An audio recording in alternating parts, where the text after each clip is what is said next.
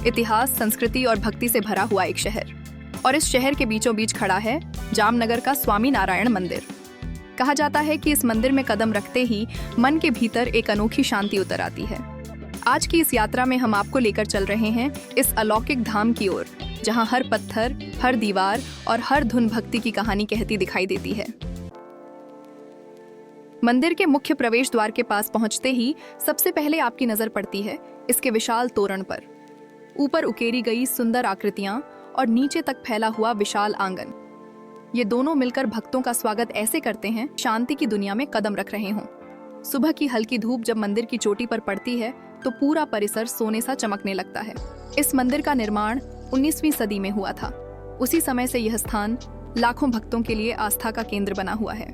यहाँ की नक्काशी सिर्फ कला नहीं, ये हमारे पूर्वजों की मेहनत, विश्वास और भक्ति का जीवंत प्रमाण है। कई जगह आप देखेंगे कि नन्हे नन्हे पैटर्न इतने बारीक बनाए गए हैं कि आंखें ठहर जाती हैं।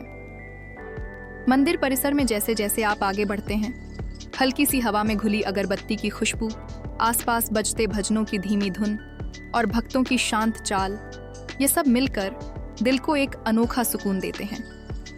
अब हम प्रवेश करते हैं मंदिर के मुख्य गर्भगृह में, जहां सामने विराजमान हैं भगवान स्वामी नारायण। इनकी प्रतिमाएं इतनी दिव्य और आकर्षक हैं कि देखते ही मन श्रद्धा से भर जाता है। कई भक्त यहाँ कुछ मिनटों तक चुपचाप बैठकर भगवान के दर्शन करते रहते हैं, जैसे उनके मन की बातें बिना बोले ही भगवान सुन लेते ही मन श्रद्धा से भर जाता है। कई भक्त यहाँ कुछ मिनटों तक चुपचाप बैठकर भगवान के दर्शन करते रहते हैं, जैसे उनके मन की बातें बिना बोले ही भगवान सुन लेते हों।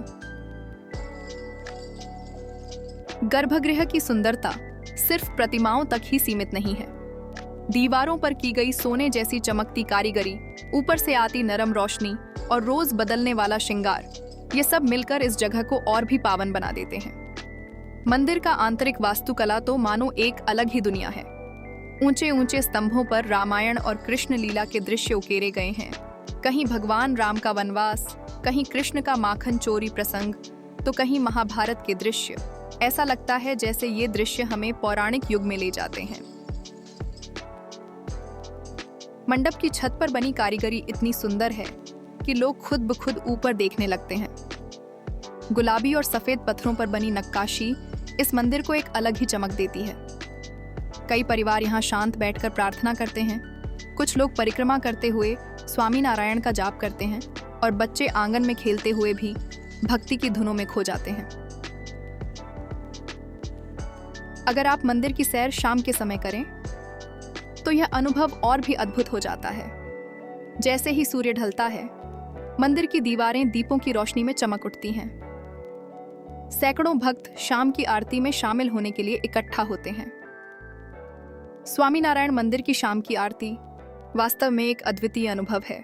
दियों की लौ हवा में लहराती है, घंटियों की धुन चारों ओर गूंजती है और सभी भक्त एक ही स्वर में स्वामी नारायण, स्वामी नारायण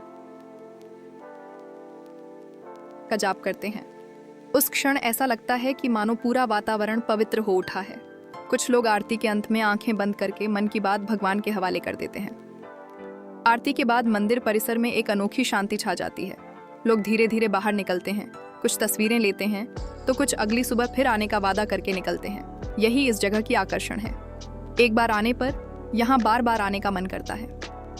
जामनगर का स्वामी नारायण मंदिर सिर्फ एक दर्शनीय स्थल नहीं, ये एक आध्यात्मिक यात्रा है। एक ऐसा स्थान जहाँ मन हल्का हो जाता है और आत्मा भीतर तक शांति महसूस करती है। अगर आप जामनगर घूमने आए हैं तो इस मंदिर का दर्शन बिल्कुल न छोड़ें। कहा जाता है कि इस मंदिर में बैठकर कुछ पल बिताने भर से मन की बेचैनी खत्म हो जाती है। आप देख रहे थे जामनगर के स्वामी नारायण मंदिर की यह सुंदर और दिव्य यात्रा। अगर यह वीडियो आपको पसंद आए तो लाइक करें, शेयर करें और ऐसी ही यात्रा से जुड़ी कहानियां देखने के लिए DNS ट्रैवलिंग व्लॉग्स को सब्सक्राइब जरूर करें।